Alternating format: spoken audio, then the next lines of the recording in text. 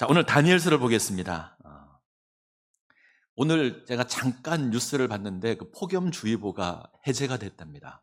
아마 오늘 해제가 되었는데 제가 새벽 예배 나올 때 그때 공기가 딱 좋은 것 같아요. 조금 시원함이 있는데 아직 낮은 뜨겁습니다. 그래서 건강을 좀 조심해 주실 것을 부탁을 드립니다. 나는 건강하다 생각하시고 더위에 가 계시면 힘들 수 있습니다. 조금 잘 참으시고 아마 일교차가 커질 텐데 그러면 감기에 걸릴 수 있습니다. 각별히 몸을 조심해 주실 것을 부탁을 드립니다. 자, 다니엘서를 보죠. 27번째 구약 성경입니다. 제목은 주권 이렇게 삼았습니다. 절대 주권, 주권 같은 말인데 하나님을 최고의 권위자로 고백하는 것이 이 주권이라고 하는 고백입니다. 모든 일이 하나님의 통치 안에서 하나님의 뜻 가운데 이루어진다. 이것을 우리가 주권이 하나님께 있습니다. 하나님께서 모든 걸 주관하십니다. 이렇게 고백합니다. 다니엘서의 주제가 이 주권입니다. 자, 다니엘서를 한번 생각해 보죠.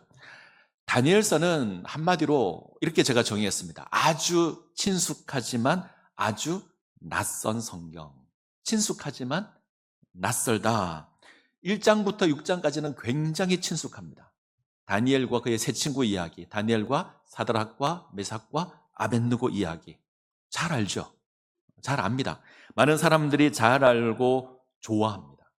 믿음을 지키기 위해서 왕의 진미를 거절하고 왕의 신상에 절하지 않아서 풀무불에 들어가고 사저굴에 들어가고 이런 이야기들이 등장을 합니다. 우리가 아는 다니엘서죠. 그런데 7장부터 12장까지는 우리가 모르는 다니엘서가 등장합니다. 마지막 종말 때 환상이 등장을 하는데 읽어도 무슨 말인지 잘 모릅니다. 읽으면 어렵고 두렵고 그래서 관심을 두지 않습니다. 그래서 우리가 잘 모르는 다니엘서가 뒤에 등장합니다. 그래서 다니엘서는 우리가 잘 알고 친숙하지만 굉장히 낯선 성경이다. 자, 이건 다니엘이 지니고 있는 성격을 잘 이해하지 못해서 그렇습니다. 자, 다니엘서는 묵시문학입니다. 신약에 있는 요한계시록과 더불어서 묵시문학으로 분류되는 성경이 다니엘서입니다. 묵시라고 하는 건 감추인 것을 드러낸다 이런 뜻인데 한마디로 종말에 있을 일에 대해서 기록해 놓은 성경, 마지막 때 일어날 일에 대해서 기록해 놓은 성경이 이제 묵시, 우리가 계시록, 묵시록 이렇게 부릅니다. 구약에서는 이제 다니엘서, 신약에서는 요한계시록. 마지막 날 하나님께서 세상을 심판하실 것이고 세상을 구원하실 겁니다. 이것을 하고 기억하라. 이것으로 고난 가운데 있는 백성들을 위로하고 하나님을 믿는 믿음 가운데 세워지라. 하나님께서 이루실 놀라운 구원을 소망하라. 이제 이런 주제를 가지고 기록되어 있는 것이 이제 묵시문학입니다. 그래서 고난 가운데 있지만 어려움 가운데 있지만 하나님을 믿고 의지하면 승리하게 될 거다. 이런 의도에서 묵시문학이 기록이 됩니다. 그래서 다니엘서는 묵시문학이라는 걸 이해하고 읽으셔야 돼요. 표현을 바꾸면 다니엘의 영웅 이야기, 다니엘과 그의 세 친구의 영웅 이야기로 읽으시면 안 됩니다. 많은 사람들이 영웅 이야기로 읽죠. 고난이 있지만 어려움이 있지만 그가 하나님을 믿는 믿음으로 고난을 이겨내고 바벨론이라는 제국에서 영웅이 됐다. 이런 식으로 읽어버리게 되면 다니엘서의 메시지를 놓쳐버리게 됩니다. 그렇게 읽으시면 안 됩니다. 이게 묵시문학이라는 걸 이해하시고 다니엘에 주어진 모든 이야기를 읽으셔야 합니다. 자, 이제 이 내용들 한번 찾아보죠. 자, 다음을 보시면 다니엘서의 저자는 누구죠? 다니엘. 제가 물으면 이제 답을 안 하기로 하셨나 봐요. 다니엘의 저자는 다니엘. 다니엘이 기록한 것으로 보입니다. 다른 대안이 사실 없어서 다니엘이라고 하고 예수님께서 마태복음 24장 15절을 보시면 다니엘의 글이라고 다니엘서를 인정을 하십니다. 그래서 우리가 다니엘이 저자다 이렇게 생각하는데 그러면 언제 기록이 되냐면 다니엘서 이제 10장 정도 10장을 가시게 되면 고레스 3년이라고 하는 말이 나옵니다. 그러면 다니엘이 바벨론의 포로로 잡혀간 때부터 고레스 3년이 되기까지 그 기간의 일을 기록을 했거든요. 그러면 고레스 3년 이후가 될 겁니다. 그러면 바벨론 포로가 끝난 시기, 포로로 잡혀갔다가 돌아와서 얼마 되지 않아서 아마 이 글을 기록한 것처럼 보입니다. 우리가 그렇게 이해할 수 있고 일부 학자들은 다니엘서의 저자로 다니엘을 인정을 안 합니다. 몇 가지 이유가 있는데 그 중에 하나는 다니엘서는 두 가지 언어로 기록되어 있습니다. 하나는 히브리어, 또 아람어가 있습니다. 비슷한데 약간 달라요. 히브리어가 있고 아람어가 있는데 두 개가 섞여 있습니다.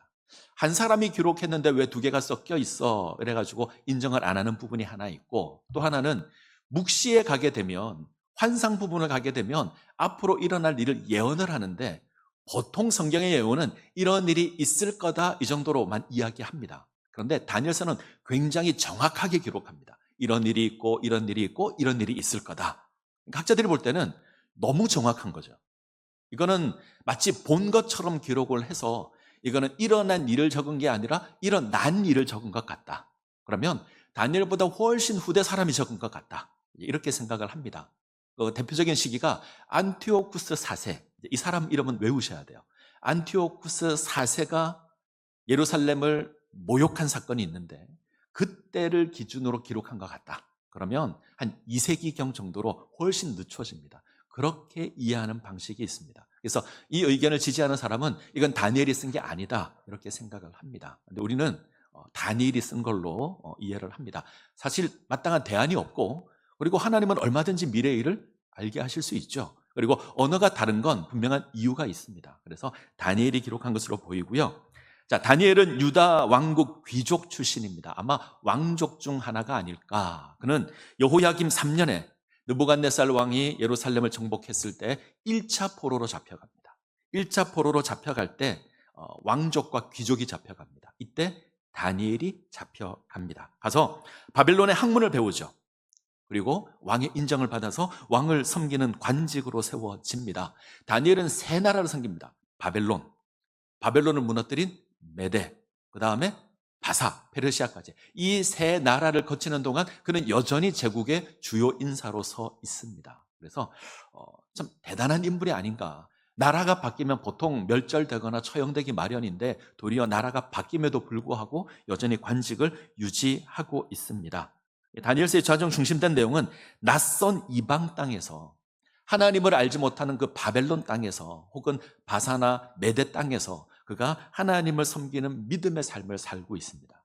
그리고 그것이 옳다라는 걸 증명하는 삶을 살아갑니다. 그래서 세상 속을 살아가는 그리스도인에 대해서 궁금하다, 어떤 삶을 살아야 되는가 궁금하다 그러면 다니엘서를 읽으시면 아마 좋을 것 같습니다. 자, 이제 다음으로 가보죠. 다니엘서의 구조가 중요합니다. 가장 기본적인 구조는 우리가 잘 아는 이야기와 우리가 모르는 이야기로 구분하시면 됩니다. 1장부터 6장까지 잘 압니다. 우리가 흔히 아는 다니엘 이야기, 이것이 이제 앞부분이고, 우리가 모르는 이야기, 7장부터 이야기인데 여기는 환상 이야기입니다. 그래서 이 두 개로 구분하시면 가장 기본적인 구조가 됩니다. 앞부분을 보시면 왕의 진미와 포도주를 거절하죠.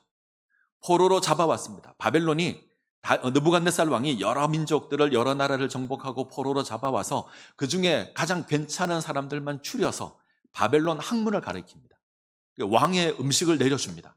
이것으로 그들을 훈련시켜서 바벨론 신화로 쓰겠다는 거죠. 그래서 왕이 음식을 내리죠. 자, 포로 입장에서 이걸 거절할 수가 없습니다. 왕의 하사품을 거절한다는 건 죽겠다는 겁니다. 그런데 다니엘과 그의 세 친구가 뜻을 정하고 왕의 진미와 포도주를 거절합니다. 이 이야기가 있고, 이 장을 가면 느부갓네살 왕이 꿈을 꾸죠.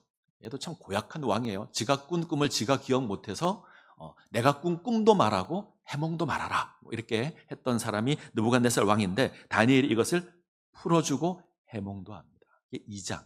3장을 가면 느부갓네살 왕이 거대한 신상을 만들죠. 금신상을 만듭니다. 엎드려 절하라. 절하지 않으면 풀무불에 던져 넣겠다. 근데 절하지 않은 사람들이 있습니다. 사드락과 메삭과 아벳느고 절하지 않습니다. 그래서 이들이 풀무불에 던져지지만 구원을 받습니다. 이 이야기가 있고요.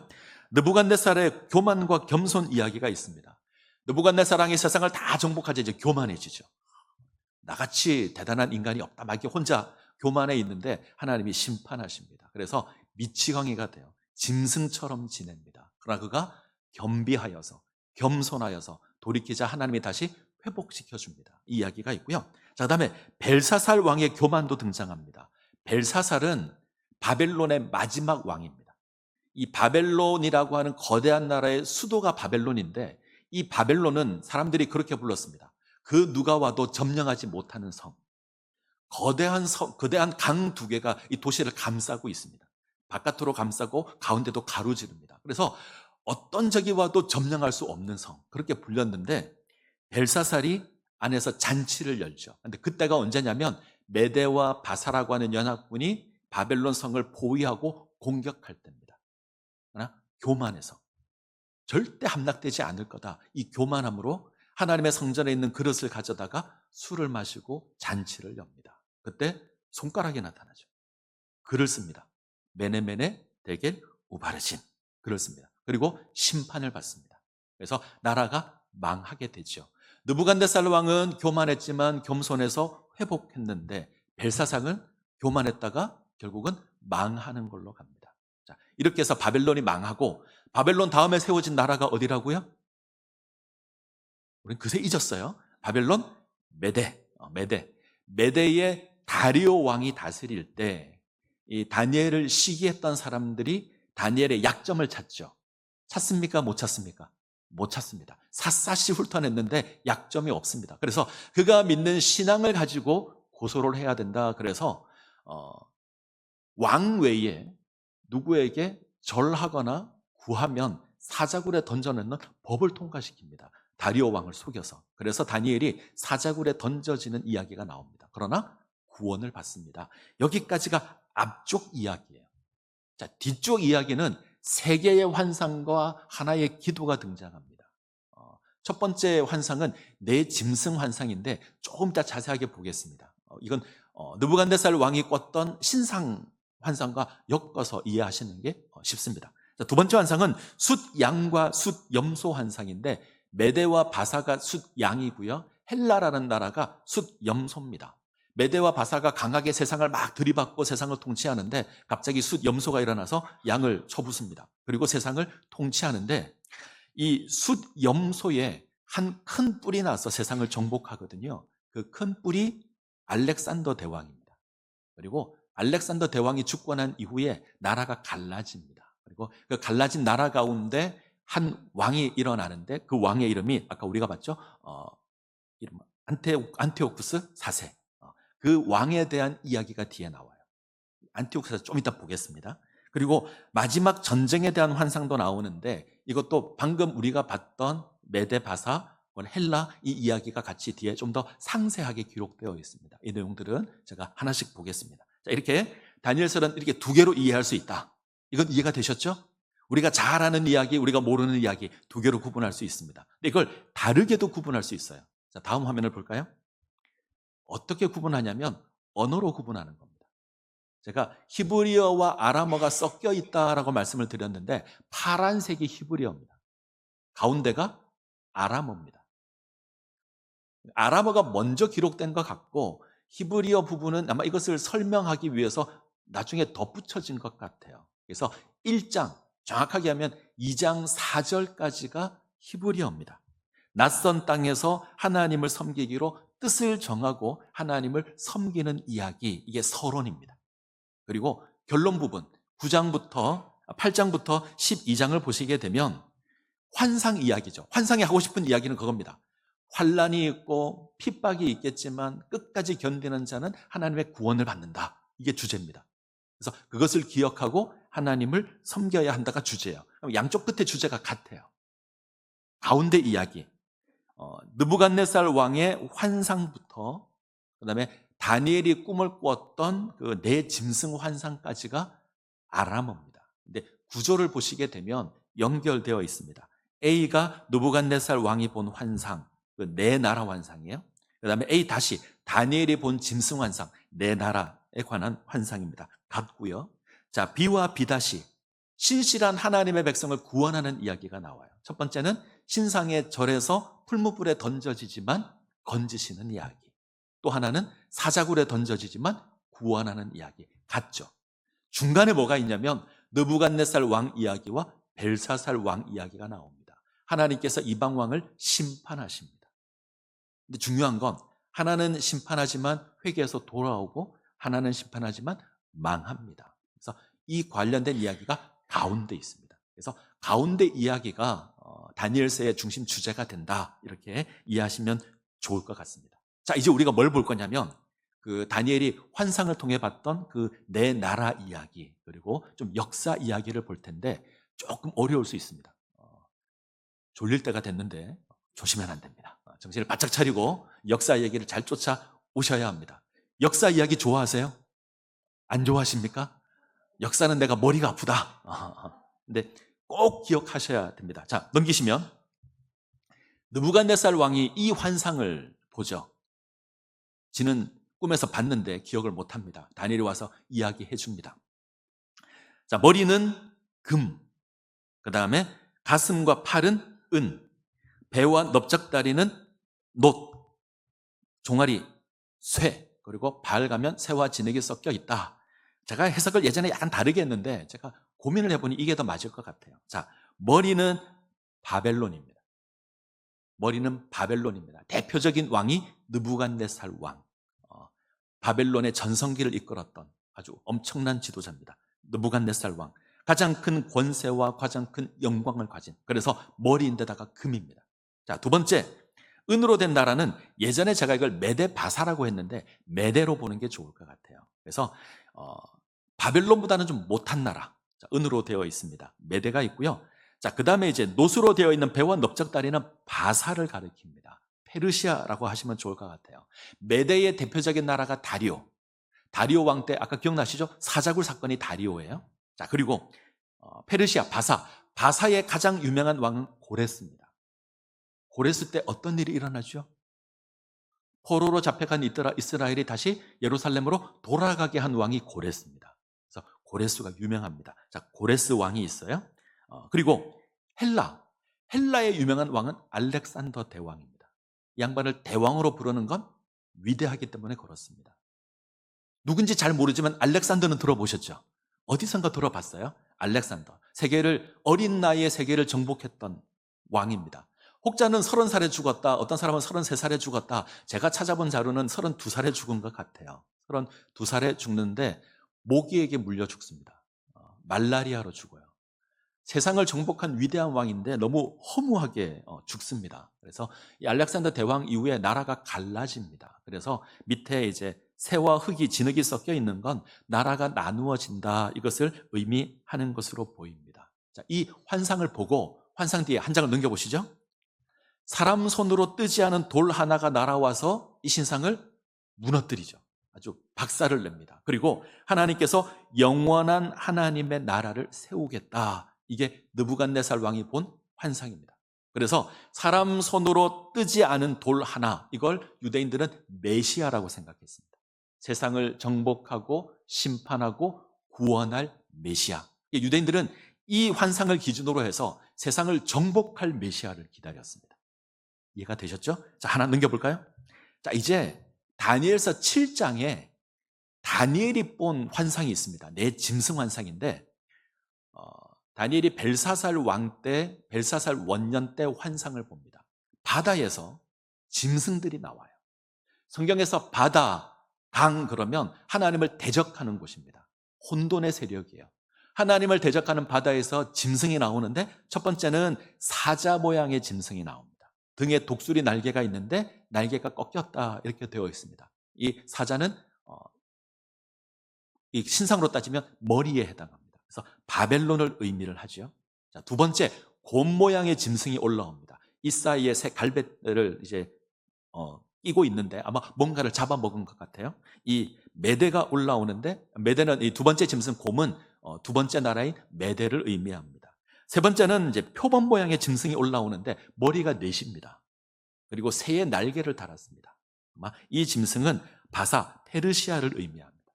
그리고 네 번째 짐승이 나오는데 이 네 번째 짐승은 어떤 모양이라고 말을 못해요. 이게 아마 한 번도 보지 못한 짐승인 것 같습니다. 그래서 가끔 이제 그림을 찾아보면 공룡 그림으로 표현하는 사람도 있는데 아마 용이 아닐까. 요한계시록에 용이 나오거든요. 그래서 아마 그 용이 아닐까 생각을 합니다. 근데 아주 무섭고 아주 두렵다. 이는 쇠로 되어 있고 발톱은 놋이다. 머리에는 뿔이 10개가 있는데 후에 작은 뿔 하나가 나옵니다. 이 뿔에는 사람의 눈도 있고 사람의 입도 있는데 하나님을 거역하고 저주하는 말을 내뱉습니다.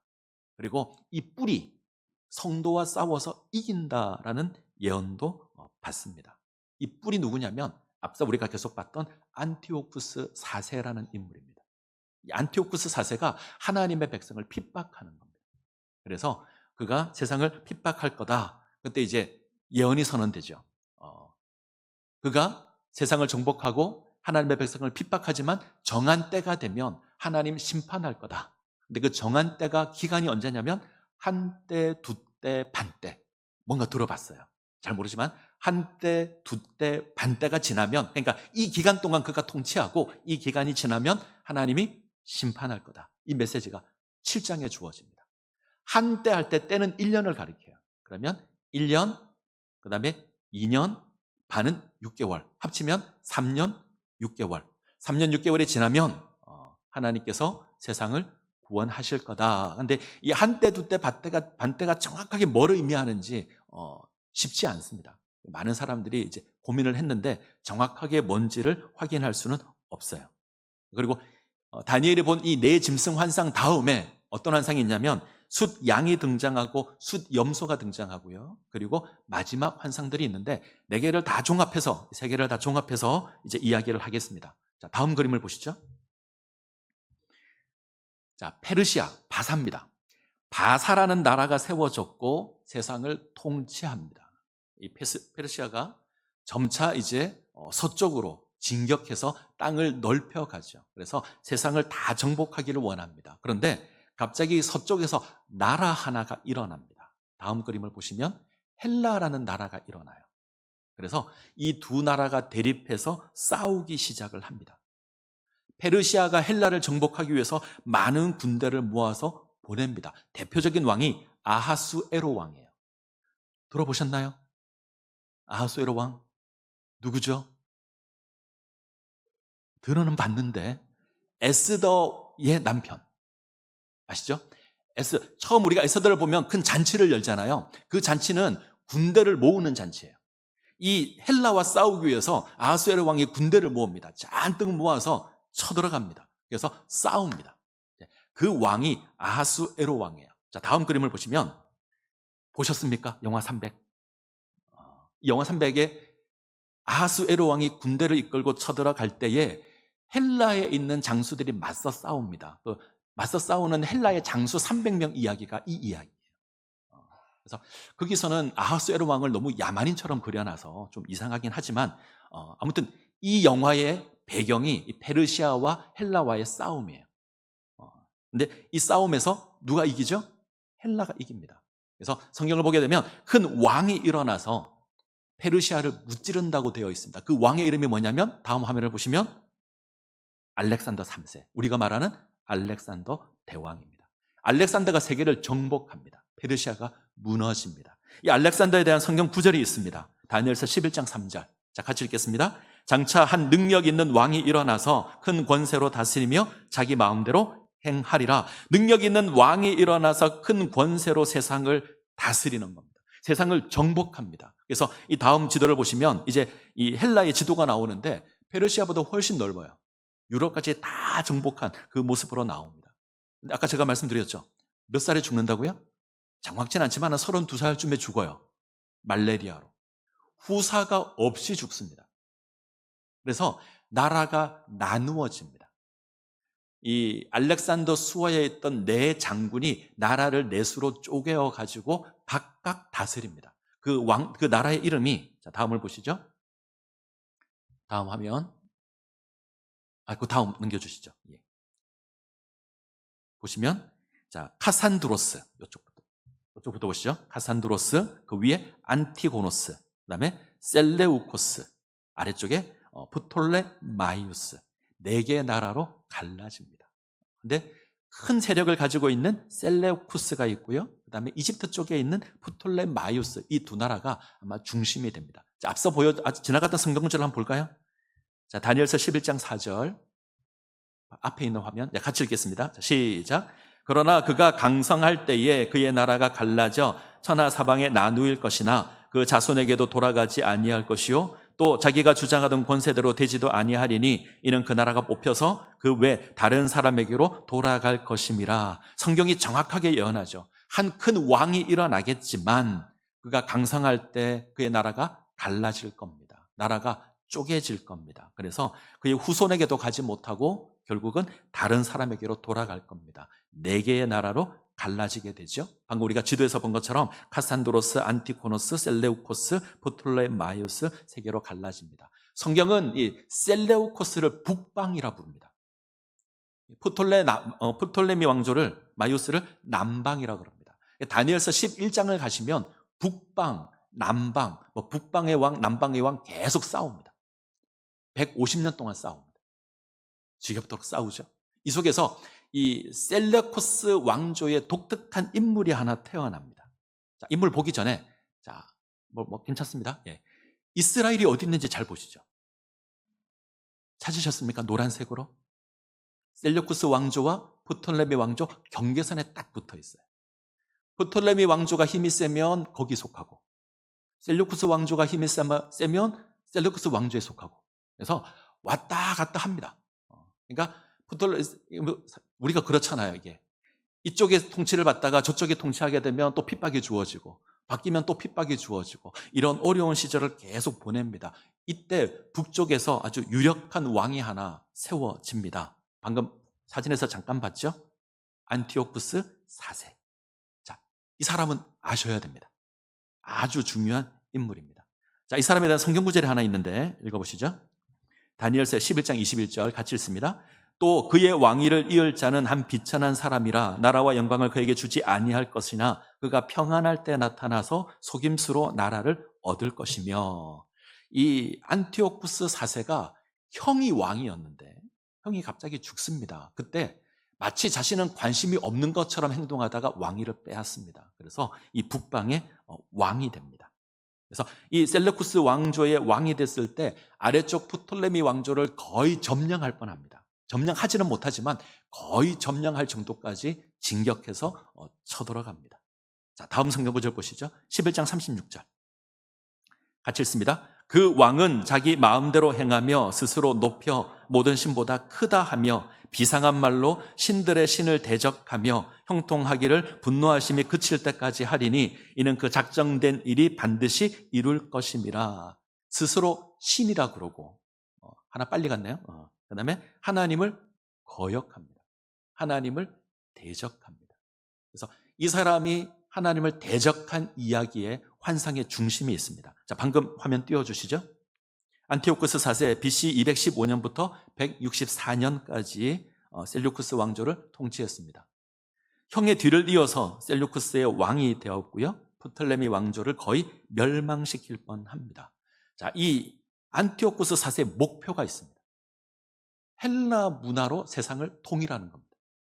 헬라 세력으로 세상을 통치하는 것. 그래서 하나의 언어, 하나의 신, 하나의 종교, 하나의 언어, 하나의 왕, 하나의 종교. 이것을 세상을 통일하기를 원합니다.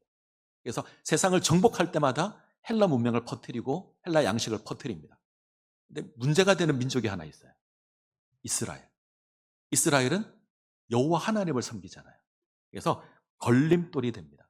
그래서 안티오쿠스 4세가 통치하고 프톨레미 왕조를 밀어내면서 이스라엘 땅이 그의 통치에 들어가게 되죠. 그래서 예루살렘에 와서 핍박하기 시작합니다. 예루살렘에 원형 경기장을 세웁니다. 콜로세움이라고 하는 헬라 문명을 대표하는 가장 대표적인 경기장을 세우고요. 이 경기장에는 벌거벗고 운동 경기를 해요. 거룩한 땅에 그런 건물을 세웁니다. 유대인에게 헬라 의복을 입힙니다. 희생제사, 하나님께 드리는 제사를 금지시킵니다. 돼지는 부정한 짐승인데 이 부정한 짐승을 잡아다가 제사를 드립니다. 모세의 율법을 찢고 지닌 자는 가차없이 죽였습니다. 성전의 그릇을 가져다가 녹여서 이것으로 제우스 신상을 만들어서 예루살렘에 세웠습니다. 성경에 보게 되면 예수님께서 이런 표현을 쓰신 적이 있습니다. 멸망하게 하는 가정한 것이 세워지거든 도망하라. 이 멸망하게 하는 가정한 것은 이 안티오쿠스 4세가 세운 제우스 신상을 의미합니다. 적그리스도를 대표하는 이 모습이 안티오쿠스 4세에 있습니다. 구약성경이 이야기하는 건 구약성경의 적그리스도는 안티오쿠스 4세입니다. 철저하게 하나님을 대적하는, 하나님을 부정하는, 심지어 이런 것도 있습니다. 할례 받은 아이를 다 죽입니다. 죽여서 그의 어미도 죽여서 어미 죽은 시체에 걸어놨습니다. 그렇게까지 했던 사람이 안티오쿠스 4세입니다. 성경은 안티오쿠스 4세가 하나님께서 허락한 그 시간 동안 권세를 지닐 거다, 통치할 거다 이야기합니다. 그 시간이 앞서 우리가 봤던 한때, 두때, 반때. 이 시간이 지나면 하나님께서 구원하시겠다. 이것이 뒤에 등장하는 환상의 내용이에요. 이해가 되셨죠? 자, 잘 이해가 안 되시면 다시 유튜브로 돌아보셔서 역사를 잘 확인하셔야 됩니다. 자, 우리가 종말을 생각하면 늘 궁금한 게 하나 있습니다. 우리는 아니라 그러지만 그래도 궁금한 게 있어요. 뭐가 궁금하죠? 언제일까? 그죠? 언제일까? 늘 궁금합니다. 다니엘도 그랬던 것 같아요. 이 환상을 봤는데 환상이 이루어질 그때가 언제인가 다니엘도 궁금해합니다. 그래서 묻습니다. 자, 12장 8절. 다니엘서 12장 8절을 보시면 내가 듣고도 깨닫지 못한지라 내가 이르되 내 주여 이 모든 일의 결국이 어떠하겠나이까? 이 모든 일의 결국이 어떻게 됩니까? 이 말은 한때, 두때, 반때라고 했는데 그때가 언제입니까? 라고 묻습니다. 다니엘이. 그런데 알려주지 않습니다. 다니엘도 모르고 환상 가운데 등장하는 천사도 모릅니다. 자, 다니엘이 한때, 두때, 반때의 이 메시지를 받은 건 2번입니다. 7장에 나와 있는 환상 때 한 번 봤고요. 11장에 나와 있는 환상 때도 또 봤습니다. 근데 이 두 때의 간격이 하나는 벨사살 왕의 원년이고 하나는 고레스 왕의 3년째인데 이 기간이 11년입니다. 자, 한번 생각을 해보시죠. 다니엘이 이 환상을 처음 봤을 때, 한때, 두때, 반때라는 이 메시지를 처음 받았을 때 궁금해서 제가 아는 다니엘이라면 머리 싸매고 연구했을 거예요. 한때, 두때, 반때가 뭔가 연구하고 연구했을 겁니다. 11년의 기간 동안. 그런데 답을 모릅니다. 못 찾습니다. 하나님께 간구하지만 알려주지 않습니다. 다니엘서가 하는 중요한 메시지 중에 하나가 이겁니다. 그때가 언제인지 알 수 없습니다. 다르게 표현할까요? 종말을 살아가는 우리에게 그때가 언제인가 하는 건 중요한 게 아닙니다. 하나님 감춰두셨습니다. 간수하고 봉해두셨습니다. 아무도 모릅니다. 하나님이 감춰두신 것, 우리가 나의 지식으로 풀어보겠다라고 하는 건 미련한 것이고요. 어리석은 겁니다. 중요한 건 그때가 언제인가 하는 것이 아니고 우리가 어떻게 살 것인가 하는 게 훨씬 더 중요합니다. 그때가 언제인가 이게 아니라 어떻게 준비할 것인가, 우리가 어떻게 살 것인가, 이게 훨씬 더 중요합니다. 자, 다니엘서의 메시지는 그날이 언제인지 알 수 없지만 분명하기 때문에 소망해야 한다. 그날이 언제인지 알 수 없지만 반드시 그날이 있기 때문에 그날을 소망해야 한다. 하나님이 세상을 심판하실 것이다. 안티오쿠스 4세가 나타나서 핍박하고 위협하고 괴롭히는 일이 있겠지만 하나님 구원하실 것이다. 그러니 그날을 사모해야 한다. 그날을 바라보는 삶을 살아가야 한다. 이게 다니엘서입니다. 1장부터 6장의 이야기는 이 이야기의 모범이 되는 이야기들이 있는 거예요. 자, 12장 13절 볼까요? 혹시 자막이 있습니까? 12장 13절 제가 읽어드릴게요. 너는 가서 마지막을 기다리라. 이는 네가 평안히 쉬다가 끝날에는 내 몫을 누릴 것임이라. 다시 한번 읽어드리겠습니다. 너는 가서 마지막을 기다리라. 너는 평안히 쉬다가 끝날에 내 몫을 누릴 것임이라. 이 구절이 왜 중요하냐면 다니엘은 종말이 오기 전에 죽습니다. 그죠? 종말이 오기 전에 죽습니다. 다니엘이 죽은 이후로 오랜 시간이 흘러서 이 짐승들이 일어날 것이고 하나님의 구원의 날이 임할 겁니다. 그때가 되면 다니엘이 부활해서 기업을 누리게 될 거다, 이런 말입니다. 그러니까 너는 죽어서 평안히 있다가 마지막 심판이 주어지게 되면 너는 부활해서 그 영광을 누릴 거다, 이런 뜻인데 앞쪽에 뭐가 있냐면 너는 가서 마지막을 기다리라. 다니엘이 살아있을 때 안 올 겁니다, 종말이. 그런데 성경은 뭐라 그러죠? 기다리라 그럽니다. 다니엘이 살아있는 동안 하나님의 마지막 심판날은 안 올 겁니다. 그런데 사모하라 그럽니다. 전 이게 중요하다고 생각합니다. 그날이 언제인지 모릅니다. 우리가 살아있는 동안 그날이 안 올 수도 있습니다. 물론 올 수도 있습니다. 우리는 알 수 없습니다. 때문에 정신을 차리고 깨어 있어야 합니다. 그날이 오지 않더라도 그럼에도 불구하고 사모해야 합니다. 왜요? 우리가 하나님의 백성이어서. 우리가 하나님의 백성이기에 하나님의 구원이 완성되는 걸 사모하기 때문에 그날을 기다리는 겁니다. 마치 본능 같은 겁니다. 우리가 하나님의 백성이면 그날에 완성될 것을 사모하고 기다리는 겁니다. 우리에게 하나님의 영원한 구원의 날이 있을 겁니다. 우리 주님 다시 이 땅에 오실 겁니다. 그때가 되면 우리가 다시 일어나 부활과 영생을 누리게 될 겁니다. 이것이 우리가 궁극적으로 바라는 겁니다. 그러기에 사모하는 겁니다. 우리가 살아생전에 이 일이 안 이루어질 수도 있겠지만 그럼에도 불구하고 우리가 영광스럽게 될 그날을 사모하고 소망하고 그날을 바라보고 그날을 바라보는 그날의 삶을 오늘 우리가 살아가는 삶에서 사는 겁니다. 고난이 있어도 어려움이 있어도 하나님 바라보고 하나님 신뢰하고 때로 풀무불이 주어지고 때로 사자굴이 주어져도 우리가 하나님을 믿는 믿음으로 굳건하게 세워지면 하나님 건져내실 겁니다. 그 승리하는 삶을 살아가는 겁니다. 자, 10장 19절. 자, 같이 읽습니다. 이르되 큰 은총 받은 사람이여 두려워하지 말라. 평안하라. 강건하라. 강건하라. 그가 이같이 내게 말하매 내가 곧 힘이 나서 이르되 내 주께서 나를 강건하게 하셨사오니 말씀하옵소서. 전 이것이 우리가 붙들어야 될 메시지라고 생각합니다. 큰 은총 받은 자여 두려워하지 말라. 평안하라. 강건하라. 강건하라. 하나님의 은혜를 받았습니다. 하나님의 은총을 받았습니다. 그 무엇도 이 사랑에서 우리를 끊을 수 없습니다. 그 무엇도 이 사랑에서 우리를 끊을 수 없습니다. 살아계신 하나님께서 지키시고 도우실 겁니다. 그러기에 어떻게 해야 되죠? 두려워하지 말아야 됩니다. 평안하셔야 되고 강건하셔야 됩니다. 강건하셔야 됩니다. 하나님이 나와 함께 하시기에 하나님이 우리를 붙들어 주시기에 우리가 종말의 삶을 살아간다고 해도 안티오쿠스 사세라는 적그리스도가 나타나서 우리를 위협한다고 해도 하나님 안에서 평안을 누리고 강건하시고 강건하셔야 됩니다. 때로 풀무불이 위협할 수 있고요.